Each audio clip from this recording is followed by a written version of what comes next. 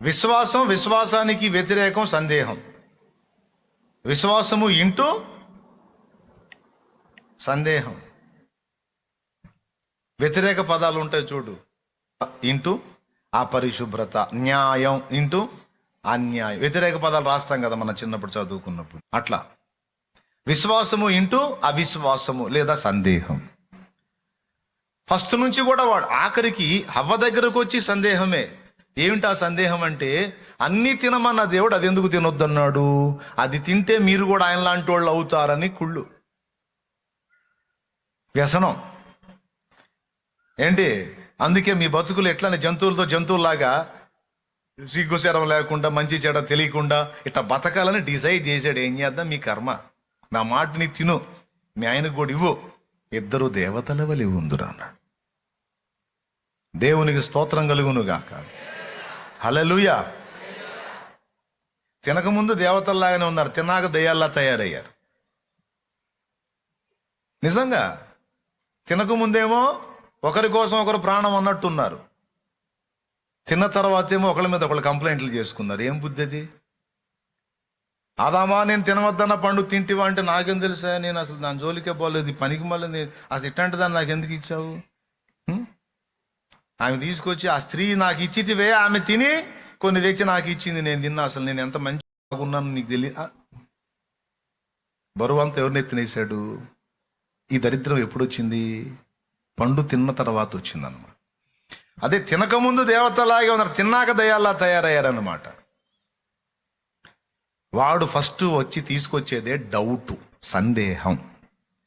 దేవుడికి నచ్చందే అది. దేవుడికి నచ్చందే అది. డౌట్ అంటే మహా సిరాకు ఆయనకి. సందేహం అనే దాన్ని ఒప్పుకోడు ఆయన. అర్థమైందా?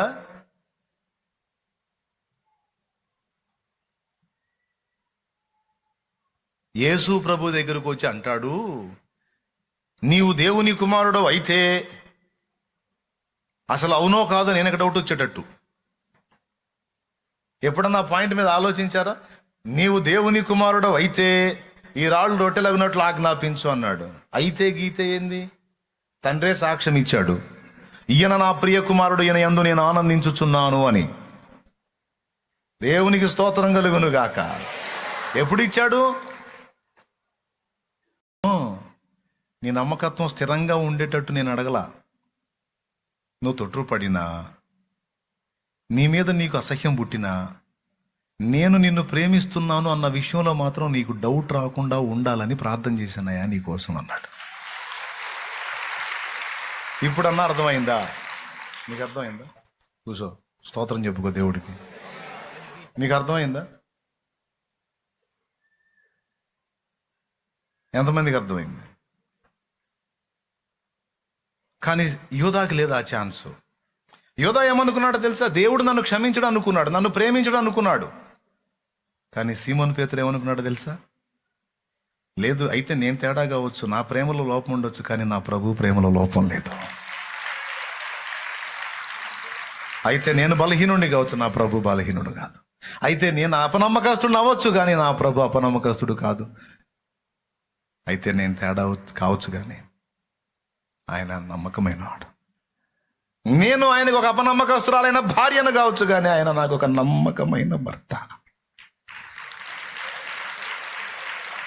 నేను ఆయనకు అపనమ్మకస్తుడైన కొడుకును కావచ్చు, కానీ ఆయన నాకు నమ్మకమైన తండ్రి. ఆయన ప్రేమలో మార్పు లేదు.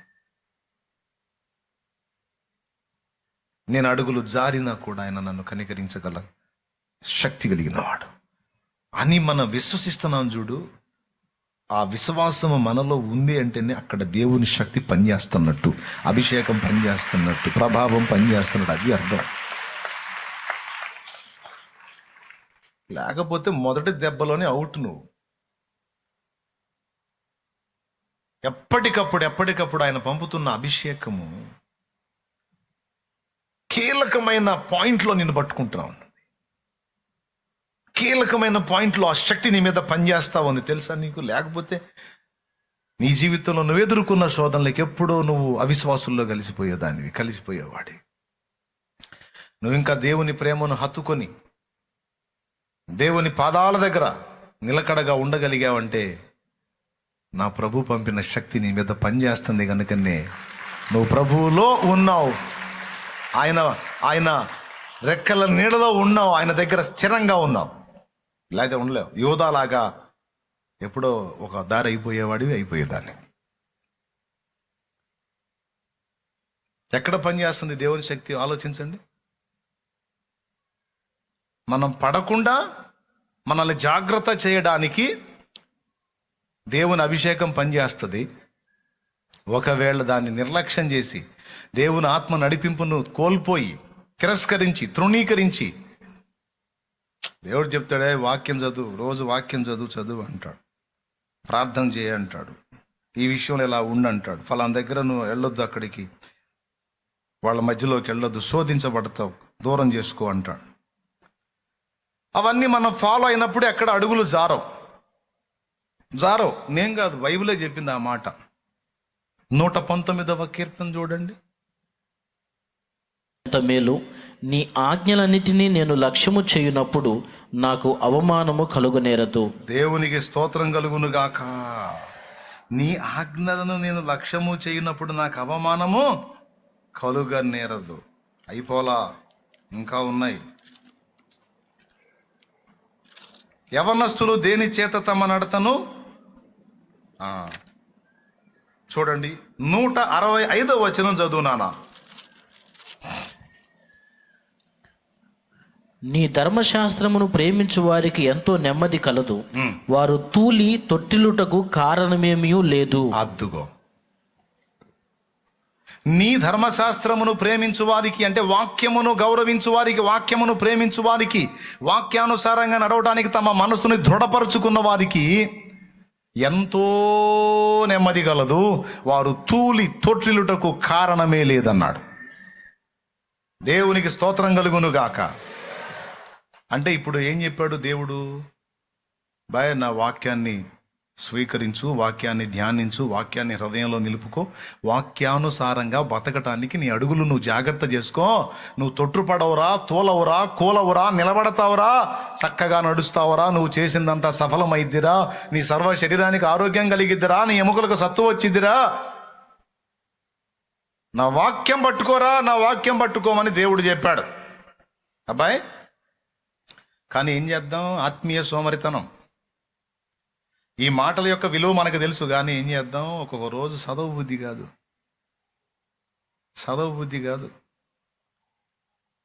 ఒకరోజు, 2 రోజులు, 3 రోజులు, 4 రోజులు, కొంతమంది వారాలు, నెలలు కూడా చదవరు. ఆదివారం వచ్చినప్పుడు బైబిల్ తీసుకొని దులుపుతారు దుమ్ము అని. కోటానికి వచ్చి కాసేపు కూర్చొని మళ్ళీ తీసుకెళ్ళి నీట్గా అదే అల్మరాలో పెడతారు, మళ్ళీ ఆదివారం దులుపుతారు. చదవరు. ఇప్పుడు నీ ఆజ్ఞలను ప్రేమించువాడు నెమ్మదిగా ఉంటాడంటే వాటిని తిరస్కరించిన వాడు ఆందోళనలో బతుకుతాడని అర్థం. నీ వాక్యము నా హృదయంలో ఉంచుకున్నాను కనుక ఇక నేను పాపం చేయడానికి ఛాన్స్ లేదు అంటే వాక్యం హృదయంలో లేకపోతే జరిగిద్దని అర్థం. కాబట్టి దేవుని ఆత్మ మనతో ఉండి ఆయన అభిషేకం మన మీద పనిచేసి చెప్తా ఉంటాడు, వాక్యం నిర్లక్ష్యం చేయొద్దు, ప్రార్థన నిర్లక్ష్యం చేయొద్దు, పరిశుద్ధుల సహవాసం నిర్లక్ష్యం చేయొద్దు, లోకస్తులతో తిరగొద్దురా, తేడా పడతావు, కాస్త ఆత్మీయ సహవాసానికి దూరం అవుతున్నావు, సన్నిధికి దూరం అవుతున్నావు, ప్రార్థనకు దూరం అవుతున్నావు, ఆదివారాలు ఎగ్గొడుతున్నావు, దెబ్బతింటావు, శక్తి కోల్పోతావు, వాక్యం నిర్లక్ష్యం చేస్తున్నావు, తొట్టు పడతావు, తూలి పడతావు. జాగ్రత్త అని దేవుడు పరిశుద్ధాత్ముడు మన మీద ఒత్తిడి తెస్తుంటాడు.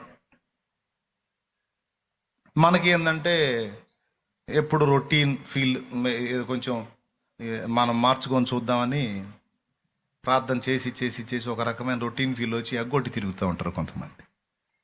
ఏంటంటే రోజు చేస్తుందేగా, వాక్యం చదివి అదే అధ్యాయాలు, అయ్యే వచనాలు, అయ్యే సంగతులుగా, ఇప్పుడు 5-6 సార్లు చదివాங்க, ఇంకా మళ్ళీ ఎన్నిసార్లు చదివినా అదేగా అని తెలుసు, కానీ ఎగ్గొట్టి తిరుగుతారు. దేవుడు ఇచ్చిన హెచ్చరికలు నిర్లక్ష్యం చేసినప్పుడు ఏం జరిగింది అంటే తూలి తొట్టిల్లటం జరిగింది. అబద్ధాలు ఆడకుండా చెప్పండి, ప్రార్థన నిర్లక్ష్యం జరిగిందా లేదా, వాక్యం నిర్లక్ష్యం జరిగిందా లేదా, దేవుని ఆజ్ఞలను అశ్రద్ధ చేయటం అనేది జరిగిందా లేదా, నీ ఆత్మీయ జీవితంలో చెప్పును, యథార్థంగా చెప్పు. చాలాసార్లు జరిగిందంటావా? అస్సలు పొర్రాపాటును కూడా జరగలేదంటావా? పొర్రపాటును కూడా నా విషయంలో అలా జరగలేదంటే నేను చెప్తున్నాను, పొర్రపాటును కూడా నువ్వు తూలి తొట్టిల్లటం అనేది జరగదు. ఒకవేళ నేను ఇప్పటి వరకు ప్రార్థనా జీవితాన్ని, వాక్య ధ్యాన జీవితాన్ని, ఆత్మీయ జీవితాన్ని భద్రంగా నడిపించుకొచ్చాను అన్నయ్య అని నువ్వు అనగలిగావా? అట్లయితే నువ్వు ఎక్కడ తొట్టుపడి ఉండవని నేను చెప్తున్నాను. నువ్వు ఎంతో నెమ్మదిగా ఉంటావని నేను చెప్తున్నాను. ఎందుకంటే వాక్యంలో అలా ఉంది. దేవునికి స్తోత్రం. పెద్దగా చెప్పండి. కానీ ఇలా ఉండేవాళ్ళు 100లో దాదాపు 10-20% మాత్రమే ఉంటారు. 80% నేను చెప్పిన నిర్లక్ష్యాలు జరుగుతాయి. జరిగినప్పుడు ఏం జరిగిద్ది? తూలి తొట్టిల్లటం అనేది జరిగిద్ది. అసలు జరగకుండానే నిన్ను కాపాడటానికి దేవుడు తన వాక్కు చేత హెచ్చరిక చేస్తూ ఉంటాడు. పరిశుద్ధాత్మ లోపల నుండి మాట్లాడతాడు. అయినా సరే నిర్లక్ష్యం చేసి నువ్వు తొట్టుపాటుకు గురవుతావు. ఎక్కడో చోట, ఏదో ఘట్టంలో, ఏదో ఒక విషయంలో బలహీనమైన అడుగు పడిద్ది నీది. పడినప్పుడు ఎప్పుడైతే నీ అడుగు బలహీనపడి జారి పడ్డావో అప్పుడు ఎంటర్ అవుతాయి గద్దలు. పీనుగు ఎక్కడ ఉండునో అక్కడ గ్రద్దలు పోగవును అన్నాడు. దాన్ని పాజిటివ్గా మాట్లాడుకోవచ్చు, నెగిటివ్గా కూడా మాట్లాడుకోవచ్చు.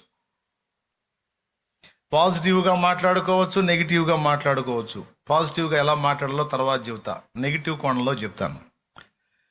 ఆత్మీయ జీవితంలో ఒకడు చచ్చాడ్రా, ఒకడు పడ్డాడ్రా అనే సంగతి దురాత్మలకు అర్థమైందంటే వచ్చి రౌండ్ వేస్తాయి.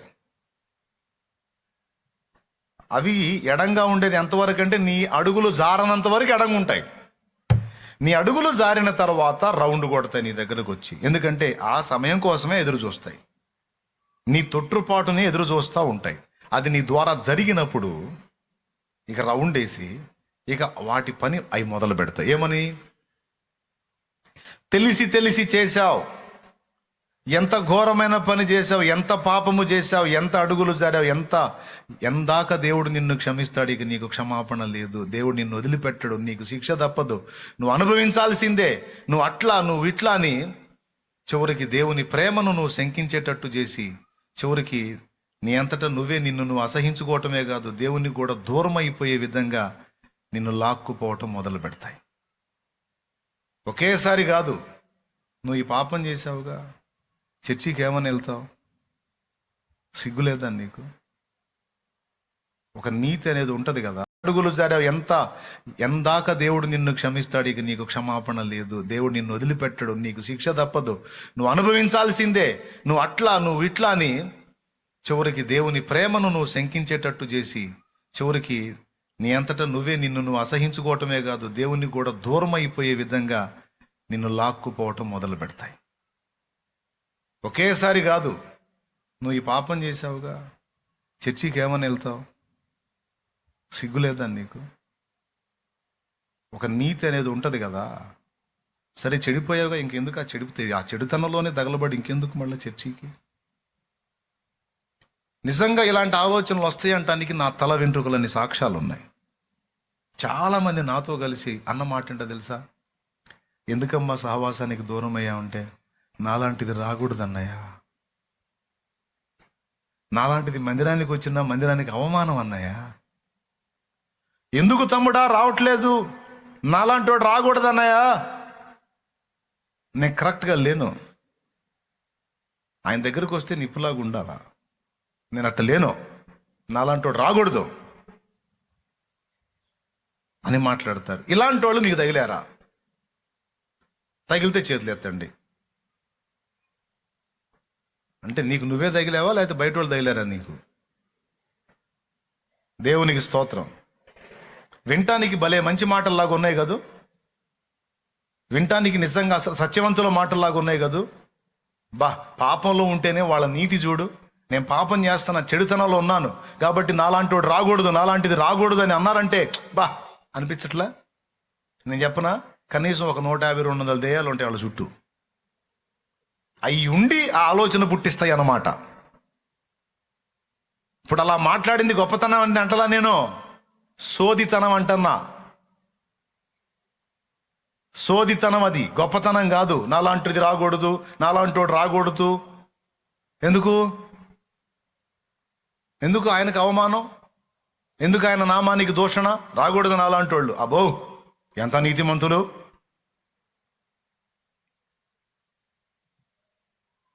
ఇది ఎలాంటిదో తెలుసా?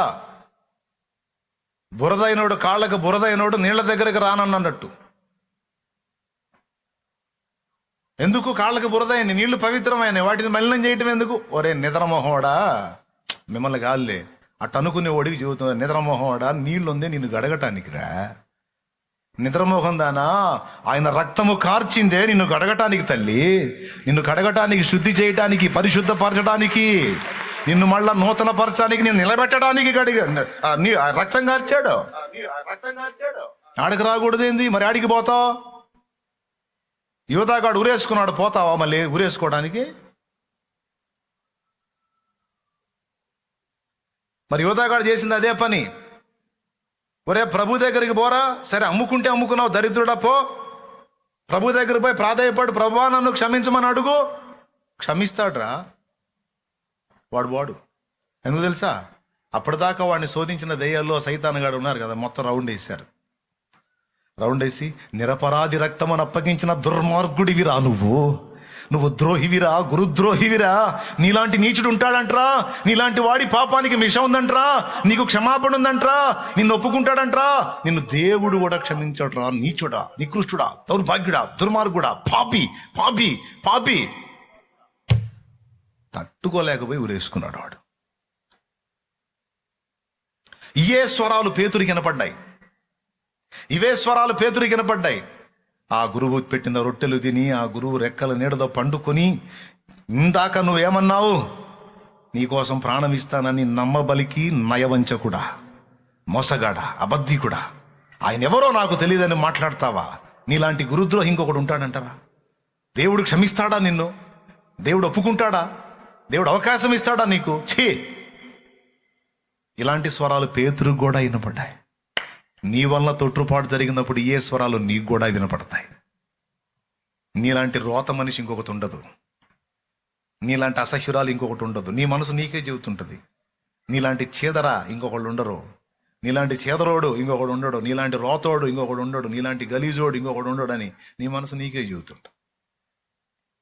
ఏ స్వరాలు? ఇవే స్వరాలు పేతురికి వినపడ్డప్పుడు పేతురు ఏమన్నాడో తెలుసా? ఆపండి, మీ పనికి మాలిన మాటలు ఆపండి. అవును, నేను అపనమ్మకస్తున్నే, కానీ నా ప్రభు నమ్మదగినవాడు.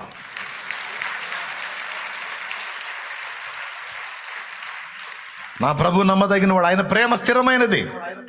నేను వెళ్ళి ఆయన కాళ్ళు పట్టుకుంటే ఆయన నన్ను తప్పకుండా క్షమిస్తాను. నేను వెళ్ళి ఆయన పాదాల మీద పడితే నా ప్రభు త్రోసి వేసేవాడు కాదు. ఎందుకంటే నాకు ఆయన ప్రేమ మీద సందేహం లేదు. నా ప్రభు ప్రేమ గొప్పది అని ఆ ప్రేమని తలంచుకొని అంత తొట్టుపాట్లో నుంచి బళ్ళున మల్లుకున్నాడు చూడు. అక్కడ పనిచేసింది దేవుని శక్తి. గట్టిగా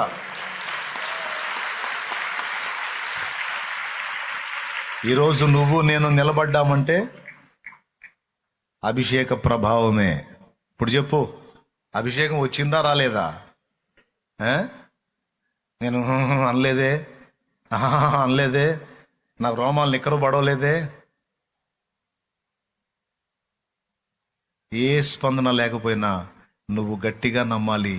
ఏమనో తెలుసా? నేను అడిగాను, నా దేవుడు అనుగ్రహించాడు. అనుగ్రహిస్తాడు అని కూడా అనకూడదు. అనుగ్రహిస్తాడు అని కూడా అనకూడదు. నేను అడిగాను, మా నాన్న ఇచ్చాడు. నేను అడిగాను.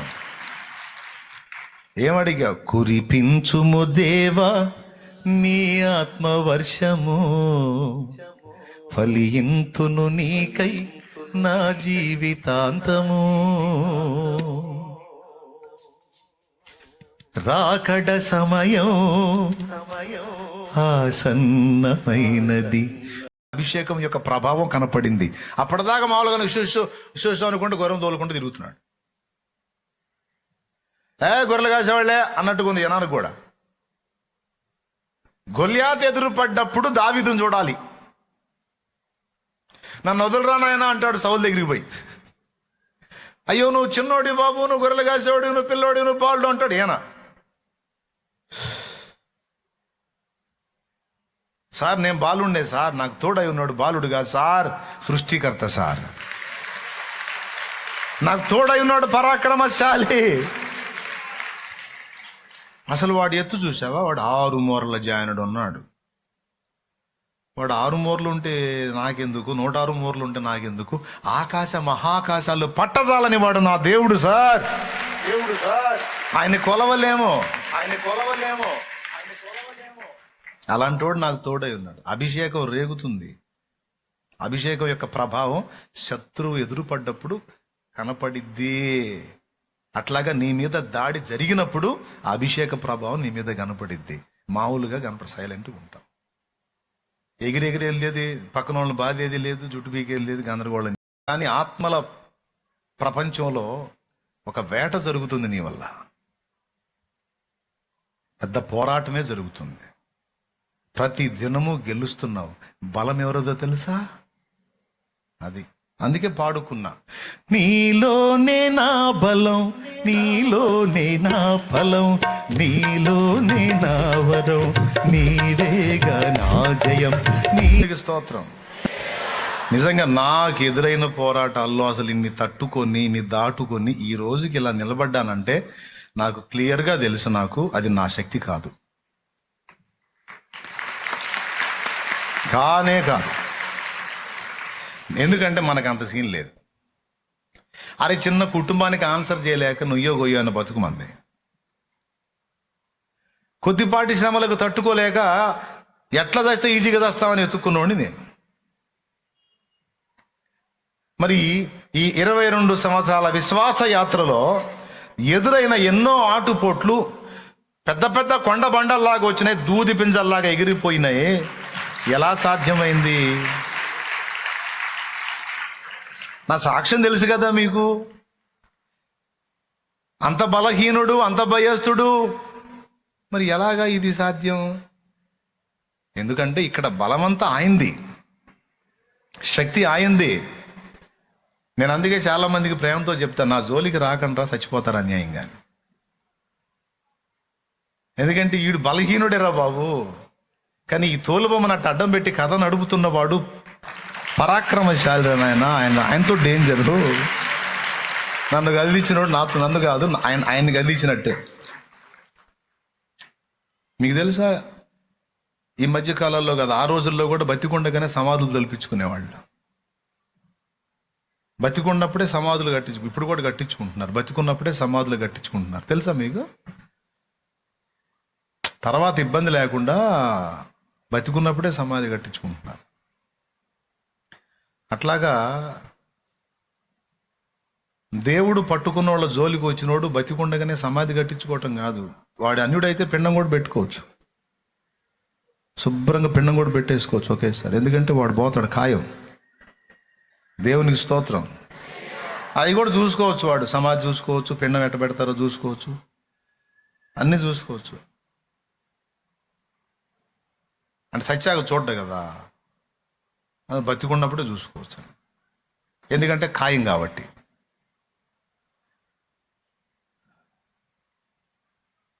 నా విషయమే కాదు, దేవుడు చెయ్యి పట్టుకున్న పాత్రల జోలికి ఎవడు వచ్చినా నేను చెప్పేది ఖాయం.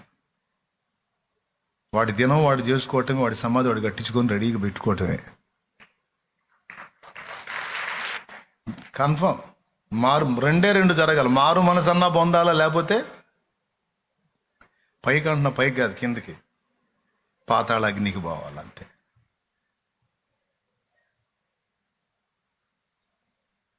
ఒక్కొక్కడికి టైం ఇస్తాడు, ఒక్కొక్కడికి వెంటనే మైనం చేస్తాడు. జడ్జిమెంట్ మాత్రం తీవ్రంగా వచ్చేస్తుంది. నాకు తెలిసిన ఒకడు సాక్ష్యం చెబుతా ఉన్నాడు.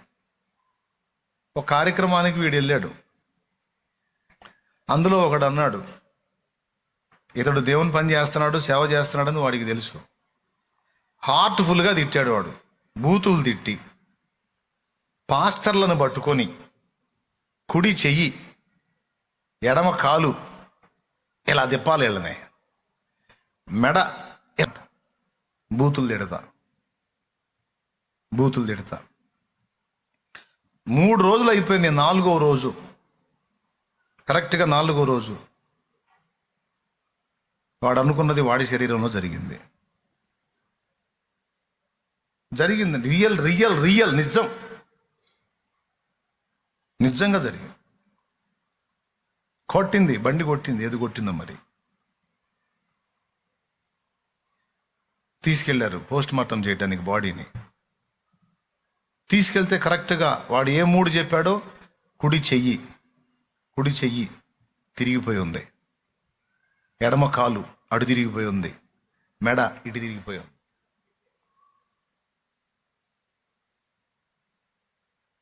ఆయన సజీవుడు, ఆయన లేనివాడు కాదు. నీ పేరేమిటి అని అడిగితే ఉన్నవాడిని అని చెప్పమన్నోడు. ఉన్నవాడు, ఆయన సజీవుడు, ఉన్నవాడు. ఆయన గురించి పాత నిబంధన మొత్తం అనేక చోట్ల రాయబడింది. రోషము గల దేవుడు అని.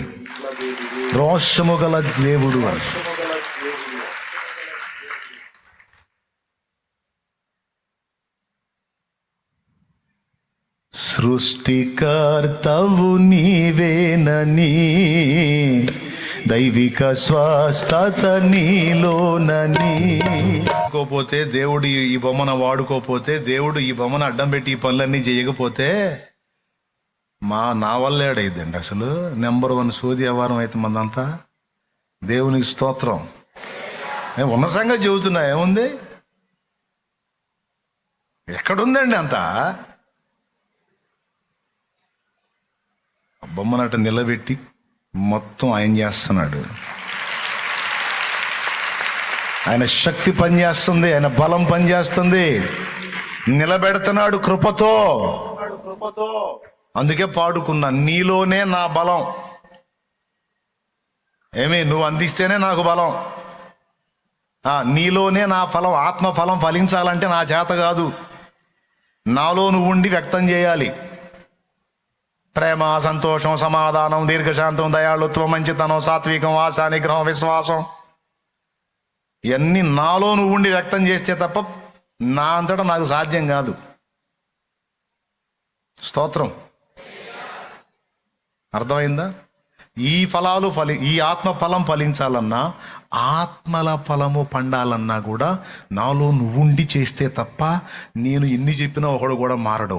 నాలో నువ్వుండి ఒకడితో మాట్లాడుతున్నావు చూడు, అప్పుడు వస్తారు అందరు లైన్లోకి. రా, నీలోనే నా బలం,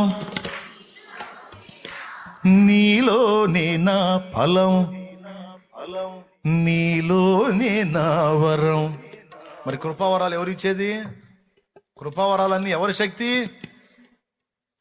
అదే నాన్నయ్య, నేను అడిగినప్పుడు ఏందో నాకు అంటలేదు. స్తోత్రం. స్పష్టంగా అర్థమైందిగా.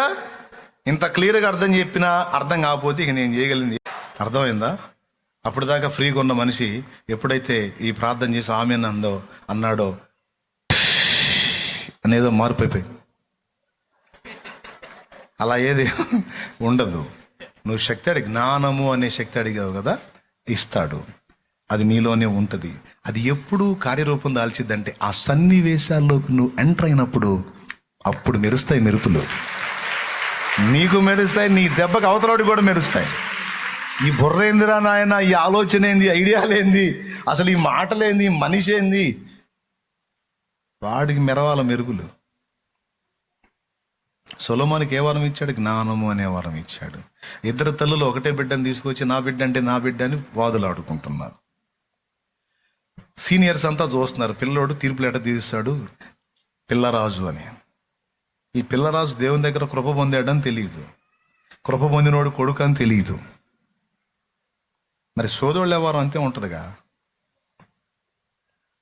ఈ పిల్లరాజు దేవుని కృప పొందిన రాజు కొడుకు, మరియు దేవుని పాదాలు పట్టుకొని జ్ఞానము అనే కృప పొందినవాడు. అప్పటిదాకా ఆయన మామూలుగానే ఉన్నాడు. ఆ సన్నివేశం వచ్చినప్పుడు దేవుని శక్తి అక్కడ పనిచేసింది. మెరుపులాంటి ఆలోచన చేసి క్షణంలో అసలు తల్లి ఎవరో కనిపెట్టాడు.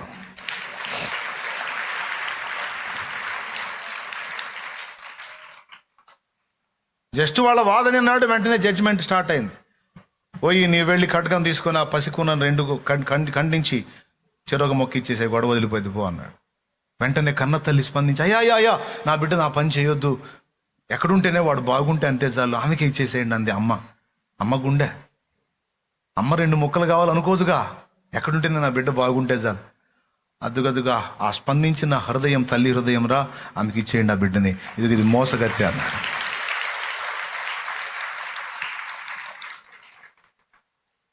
ఎట్లా సాధ్యమండి? నువ్వు అడుగుతావు జ్ఞానమని, దేవుడు నీకు ఇచ్చే ఉంటాడు. అది సన్నివేశాలు వచ్చినప్పుడు మాత్రమే నీలో నుండి వ్యక్తమైద్ది. అప్పటిదా నువ్వు మామూలుగానే ఉంటావు. పుట్టినది మొదలుకొని శక్తితో నింపబడినటువంటి శాంసన్ శత్రువులు చుట్టూ గట్టు కట్టినప్పుడు మాత్రమే ఆ బలం శాంసన్ మీద పనిచేస్తుంది. మామూలుగా ఉన్నప్పుడు మామూలుగానే ఉన్నాడు. దెలీలాకు అర్థం కాల, ఫిలిస్తీన్లకు అర్థం కాల, వీరుణ్ణి చూపిస్తారు. నువ్వు నిజంగా మారు మనసు పశ్చాత్తాపపడి నా తండ్రి నన్ను క్షమించు అన్నప్పుడే క్షమించాడు కాదు, నేను హృదయపూర్వకంగా నా తండ్రి వైపు తిరిగి నేను దిద్దుకోవాలి నా జీవితాన్ని, నా యేసయ్యని నేను వెళ్ళి ఇప్పుడు క్షమాపణ అడగాలి అని నువ్వు అనుకుంటూ ఉండగానే ఆయన నీ పాపములను పరిహరించినట. 2వ కీర్తన 5వ వచనం చెప్పిన సాక్ష్యం అది. వెళ్ళి నేను ఇవన్నీ చెప్పుకొని ఒప్పుకోవాలి, నేను దిద్దుకోవాలి, చాలా తప్పులున్నాయి నాయి, నేను సరి చేసుకోవాలి, నా తండ్రి దగ్గరికి వెళ్ళాలి, నేను ఇప్పుడు నా అతిక్రమాలను ఒప్పుకోవాలి అనుకుంటుండగానే అవన్నీ వీపు వెనకేసేసాడట. చదువు, ఆ మాట ఉంది, నేను కాదు ఆయన చెప్పాడు, చదువు, బైబిల్లో ఉంది. నా దోషమును కప్పుకొనక నీ ఎదుట నా పాపమును ఒప్పుకొంటిని, యెహోవా సన్నిధిని నా అతిక్రమములు ఒప్పుకొందును అనుకొంటిని.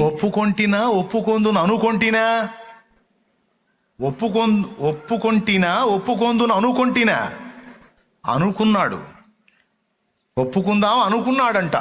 చదువు. నీవు నా పాప దోషమును పరిహరించి ఉన్నావు. అబ్బా, కేసే కొట్టేశాడంట.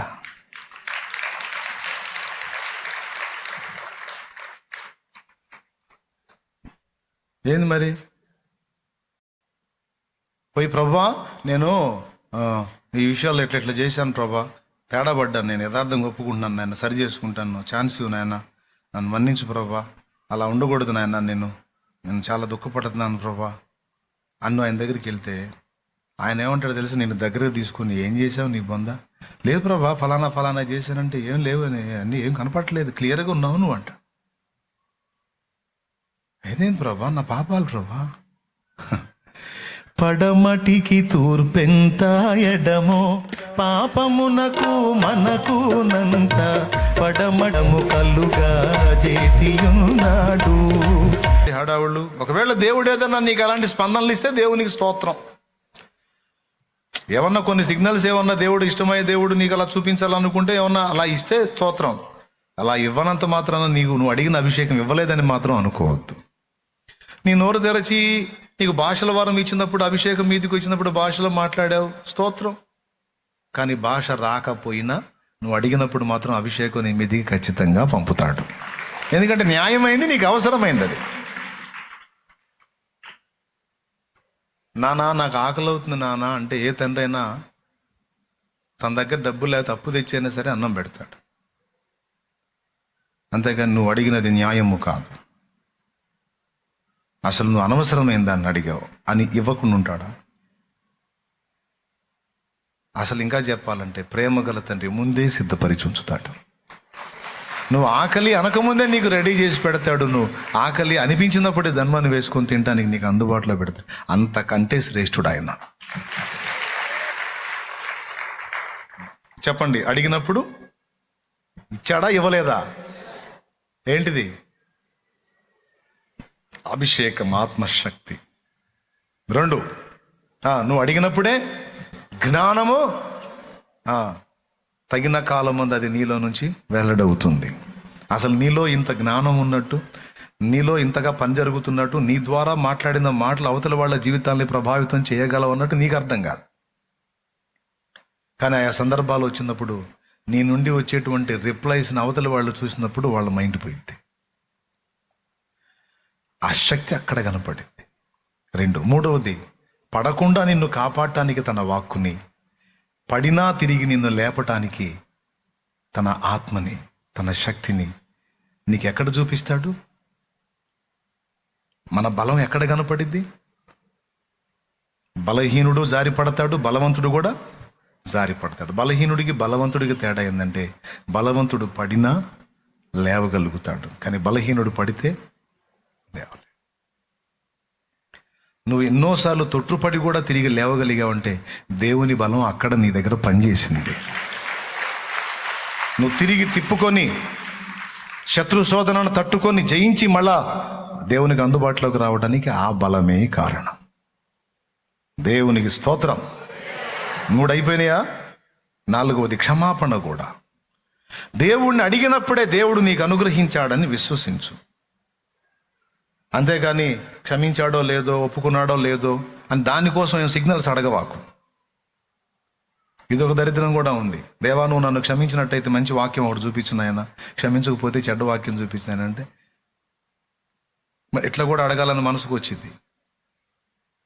అసలు ఏం అడగొద్దు. నువ్వు మోకాళ్ళలోని క్షమాపణ అడిగావు, దిద్దుకోవడానికి ఇష్టపడ్డావు, పాపమును అసహించుకున్నావు, పొరపాటును ఒప్పుకున్నావు, ఇంకా అట్లా ఉండొద్దు అని తీర్మానం చేసుకున్నావు. దేవుడు క్షమించాడు. నువ్వు అడిగిన ప్రతి సందర్భంలోనూ ఆయన నిన్ను క్షమించాడని ప్రగాఢంగా విశ్వసించు. యేసు రక్తము కడగని పాపం ఏదీ లేదు. ప్రతి దోషమును కడిగి పరిశుద్ధపరిచి ఎప్పటికప్పుడు మనల్ని నీట్గా ఉంచే ప్రేమామూర్తి మనకు తోడుగా ఉన్నాడు. అలాగని పాపం చెయ్యమని నీ మాట చెప్పట్లేదు. ఇట్లాంటి అవకాశం ఉంది కదా అని అడుగులు జారమని నేను చెప్పట్లేదు. ఆయన రక్తంతో నిన్ను నన్ను కడగటం తెలుసు. పద్దాకల సోది చేష్టాలు చేస్తే మూతి పగలగొట్టడం కూడా తెలుసు. ఎందుకంటే డాడీ ఎవరు? డాడీ. బురద పూసుకుంటే డాడీ, బురద డాడీ అంటే బురద కడుగుతాడు. ఎందుకు పోయినావు బేటా అని కడుగుతాడు. ఒకసారి కడుగుతాడు, 2 సార్లు కడుగుతాడు, 3 సార్లు, ఓర్పు గల్ల డాడీ 4 సార్లు కడుగుతాడు. ఎంత ఓర్పు గల్ల డాడీ కూడా 5వసారి కోపం వచ్చింది. ఈసారి బురదలో పడింది ఒక తప్పు అయితే బయటికి తీసి 4 దంతాడు. కాళ్ళు కడిగేటప్పుడు కాలుకేసి ఒకటి బాస్తాడు, చేయి కడిగేటప్పుడు చేతికేసి ఒకటి బాస్తాడు. ఎందుకు? ప్రేమ. రైట్. 4 అయిపోయినాయి. 5వది, వారు పోవుచూ ఉండగా శుద్ధులైరి. స్వస్థత విషయంలో కూడా ఇదే నియమం వర్తించింది. నువ్వు ప్రార్థన చేసి నన్ను స్వస్థపరచమని దేవుణ్ణి అడిగావు. ఇక అయిపోయింది, నేను ముగిస్తున్నా. సంతోషంతో స్తోత్రం చెప్పండి గట్టిగా. అందుకే నేను ఆయనకి చెప్పండి, ఆయనకి మొర్ర పెట్టండి.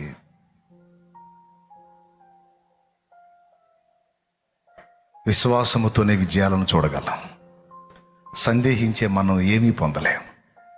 దేవుని మాటల్ని తేలిగ్గా తీసుకోవద్దు, చీప్గా లెక్కయ్యొద్దు. జరుగుతాయా అనుకోద్ది. దయ్యపు మనసు అది దయ్యపు మనసు. లేదు, నా దేవుడు చెప్పిన మాట జరిగిద్దే, నా దేవునికి నేను చెప్పిన మాట జరిగిద్ది, నేను నమ్ముతున్నాను. నా తండ్రి గొప్పవాడు, నా తండ్రి నన్ను తీవ్రంగా తీసుకున్నాడు, నా తండ్రికి నేను సీరియస్. ఫినిషింగ్ టచ్ గతంలో చెప్పింది మళ్ళీ ఒక్కసారి చెప్తా. సూపర్ ఉంటుంది, హాయిగా ఉంటుంది మనసుకి.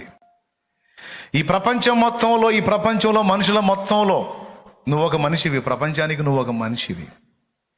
ఈ ప్రపంచంలో నువ్వు ఒక మనిషివి, ఈ మనుషులకు నువ్వు ఒక మనిషివి. కానీ దేవునికి నువ్వే ఒక ప్రపంచానివి.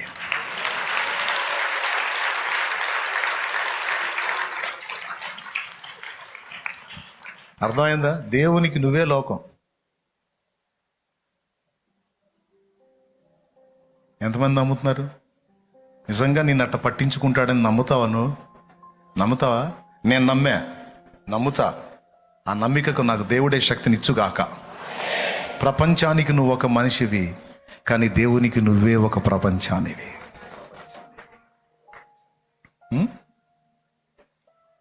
ఆత్మలో నిండిన పరిమళమా, అంతరంగాన పరవశమా, నీవే నా వశమా.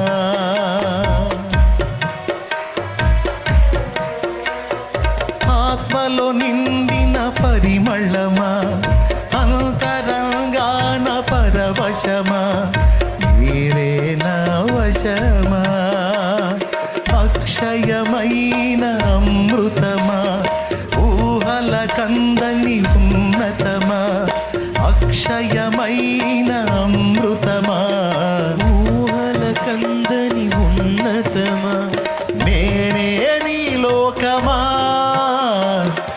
నీవేనంటే ప్రాణమా. ఎబినేజరా నాదు సహాయకుడా, నాదు సహాయకుడా. ఎలియాజరా ఆదరించువాడా, ఆదరించువాడా. నీకే నారాధన, నీకే నారాధన, నీవే నాలాపన, నీవే నాలాపన. దేవునికి మహిమ. ఈ మాట నాకు తెలిసి, ఈ మాట భక్తుడు రాశాడు అన్న మాట ఒక సంవత్సరం క్రితమో లేదా 6 నెలల క్రితమో నాకు వినపడింది. అది మీకు పంచుకున్నాను నేను. ఎవరో ఒక భక్తుడు పలికాడనే మాట క్యాలెండర్లో. కానీ కొన్ని సంవత్సరాలకు ముందే నాకు ఆ సంగతి తెలుసు, దేవుడి కృపతో. ఈ మధ్య క్యాలెండర్లో, పోయిన సంవత్సరం క్యాలెండర్లో అది ప్రింట్ అయినట్టుంది. పోయిన సంవత్సరం క్యాలెండర్లో అది చూపించి మీతో మాట్లాడాను. కానీ కొన్ని సంవత్సరాలకు ముందే నాకు తెలుసు అది.